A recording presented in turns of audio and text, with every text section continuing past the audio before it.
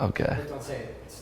My name's Joe Downey. I've been with the FDNY for 2.5 years, and this will be my second year running with the 34.3 Foundation. September 11th, finally. Harris, here's what's happening at some time. So rewinding in time here, last year, I first heard about the 34.3 working down in 4-7 in the Rockaways. Someone had mentioned that there was this firefighter who runs from Long Beach to New York City. And I heard about this and I became more and more intrigued. I'm always trying to push myself. I'm always trying to do crazier and crazier things. So once I heard about this, I knew it was right up my alley.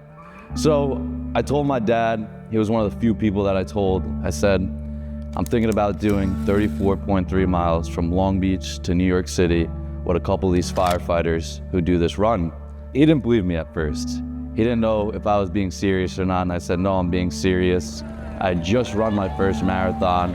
I've never ran longer than 26 miles, and I was in middle of marathon training at the time, so I hadn't really run longer than 15, 16 miles. My dad said he would bike it with me if I decided to do it, and the night before, I called him, I said, listen, tomorrow is a 34.3. We're starting at 8 o'clock. You're still down to bike it with me? And he said, oh, you're still doing it? He didn't doubt me, but he told me that he didn't think that he could do it, so he imposed his own doubts on myself. But he said, if you do it, I'll come down and do it with you. So, didn't really tell anyone I was coming down, just showed up. No one really knew who I was, and just joined in. You know, we did the national anthem. I kind of just got on the side, just went with the flow of things, listened to the directions, and then we took off. That was a moment in my life and my dad's life I think we'll both never forget. I remember pulling up to the memorial and my dad looking at me, and there's probably been one time in my life where I've ever seen him get emotional, but I do remember pulling up to the ponds there and looking at him and just seeing him teary-eyed, which I've rarely ever seen before, and him saying, I can't believe you did it. I cannot believe you just did that. And just giving me the biggest hug, walking over to my grandfather's name, Poppy's name, and putting our hands down there together and just praying and have a moment together. And I get the goosebumps thinking about it now. It's why we do the run, because it's something people do forget. And in the words of my dad, can't fault some of these people, because if they haven't been directly affected by it, doesn't mean that much to them. But it's runs like this that remind people. It's a little sad to say that we have to do something so outrageous to run an ultra marathon, but I know for myself and for all the other core guys, we wouldn't change it for the world, and the memories that we make that day will stick with us forever.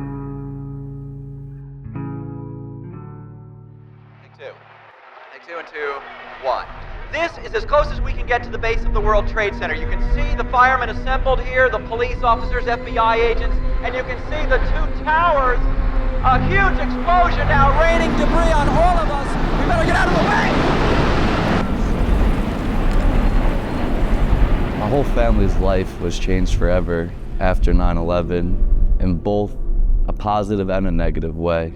My grandfather, Deputy Chief Ray Downey, died on 9/11. He was the Chief of Special Operations at the time. I was 5 years old, and I remember that morning in bits and pieces. I remember being in my living room and watching the TV with my dad and my brother.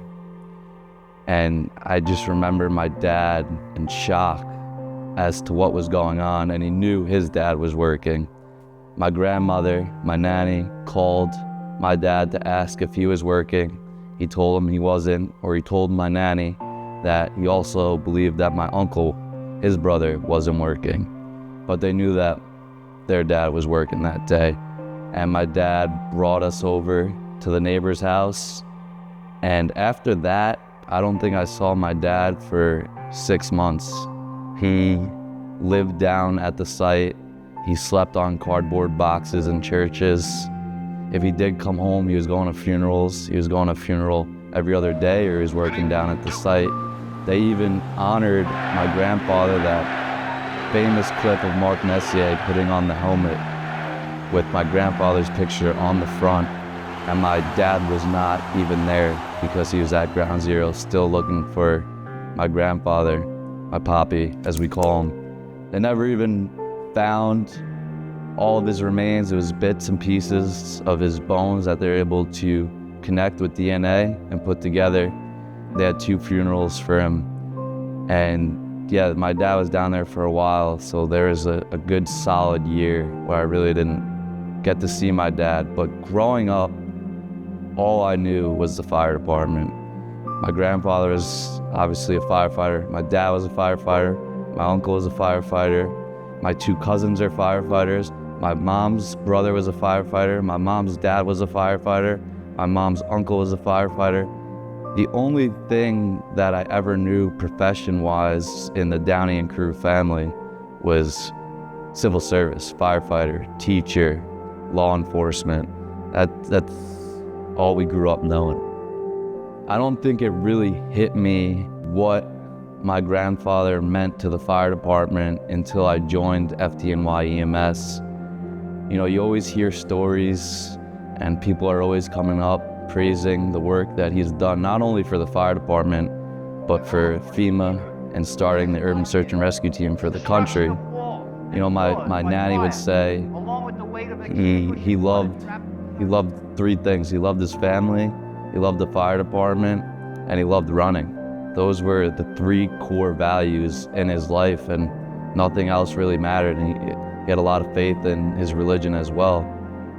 And I think the way he went out, and I know my dad would speak to this as well, would probably be the only way he wanted to go out, the most heroic way someone could ever go out. And my dad and my uncle would say this as well, that there was no way he was gonna leave his men on 9/11 that day. And as sad as it is to think about not having him here anymore, I don't think we could be any more proud of how he spent the last few minutes of his life.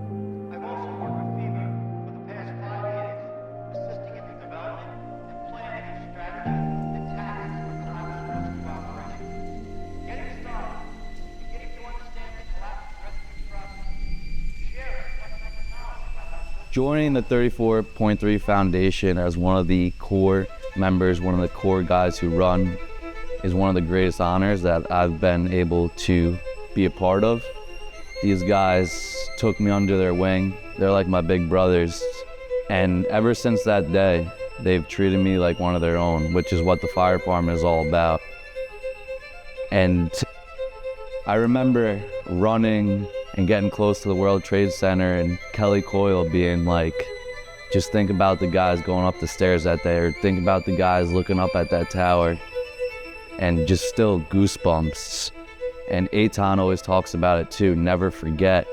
And that's something that is so important to me and my family. One of the things that my dad always says is, it's so important we can never forget. Because it's not only honoring the 343 FDNY members that were killed that day, it's honoring everyone else who's also passed as a result of the illnesses that they've come down with after. It upsets me to think about seeing all those guys who've gone or have passed after 9/11 and thinking about the time that my dad spent down there. He had to be one of the guys who spent the most time down there along with my uncle. But he told me that he will never go from a 9/11 illness because he wasn't in good health. And I think that's why he loves running so much. That's why he takes such pride in doing things like the 34.3, biking alongside me, and running my grandfather's charity, and running the 5K that we do every year on Father's Day. Because he knows what could happen, but he also knows what he could do to prevent it. without our health, we have nothing. And the two that come together in running and remembering the legends that came before us is everything that the Downey family, the Downey name stands for. I'm excited, and the group has grown.